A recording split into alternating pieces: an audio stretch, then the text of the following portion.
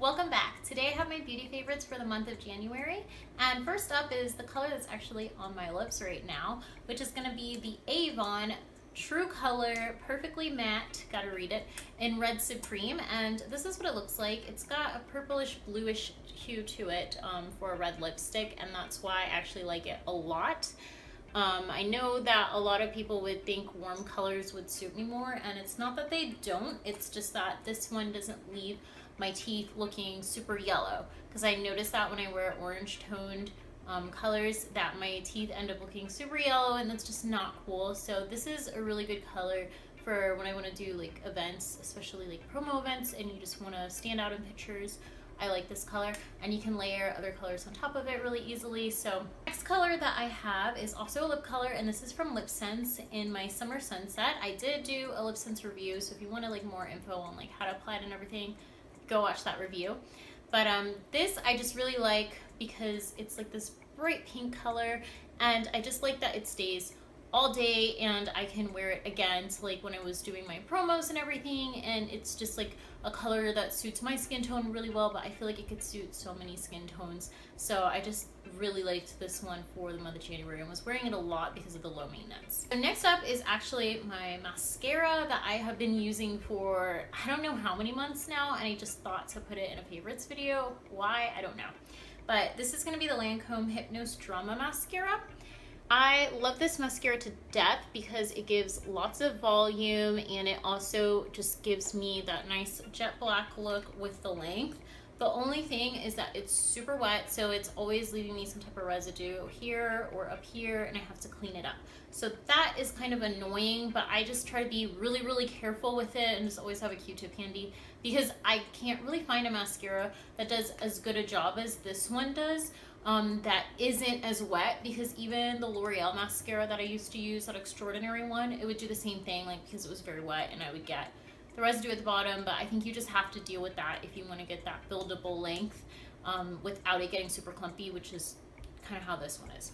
Next on my list is this foundation by BareMinerals, and it's the Blemish Remedy foundation, and I have it in Clearly Nude. This is what it looks like. I have like barely any left in there. It's really gonna be done soon. It's supposed to help with acne control, and I feel like it did a pretty good job at that because I didn't see any new breakouts because I was wearing it.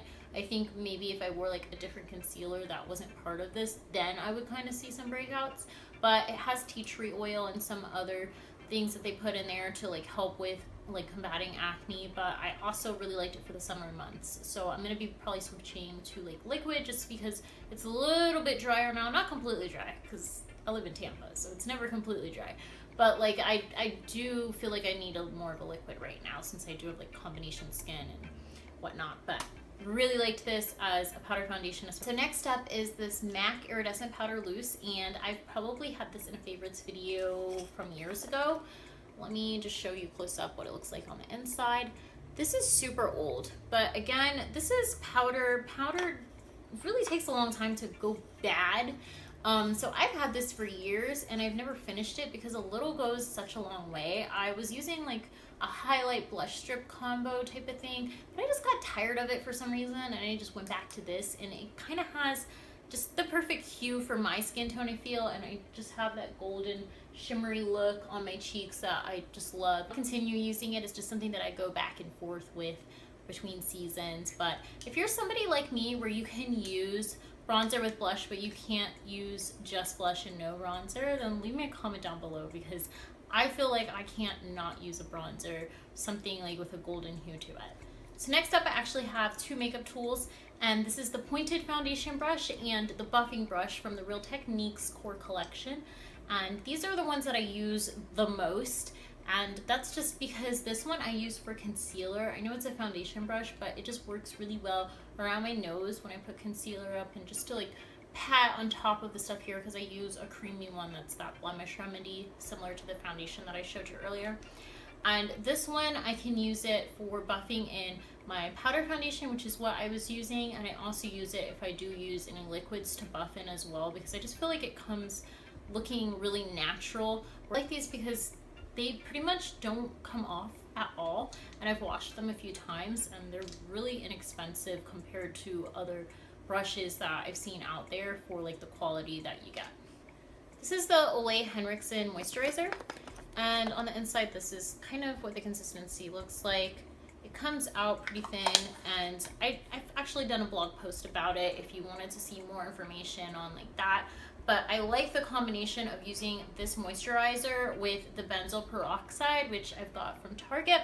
And this is a 10%, even though it's recommended to use 5. This is just what was available when I got it a while ago. And I heard from Glossy Makeup that you can just use this and then use twice the amount of moisturizer, and then it won't dry out your skin, because this was drying out my skin and it wasn't really helping with the acne. It just felt like it dried out my skin when my skin was peeling off. Now, I did it with the moisturizer, and let me tell you, it actually does work, because what was swollen and really red before, like, it would go down so much more by the next day. But I only do this combination at night. I don't do it during the daytime, just because like you're just asking for sun damage that way. And when I do use this on its own in the daytime, I have SPF over it because it doesn't contain SPF. So just making that note there. But yeah, if you have like acne issues and it's really difficult for you to like kind of control them, I would suggest trying this with like your moisturizer that's good for you, that doesn't clog your pores. That's it for my January favorites. If you like this video, give it a thumbs up. If you have a suggestion for the next video, then leave it in the comments below so that I can make it for you. I hope you guys have a great evening. Bye.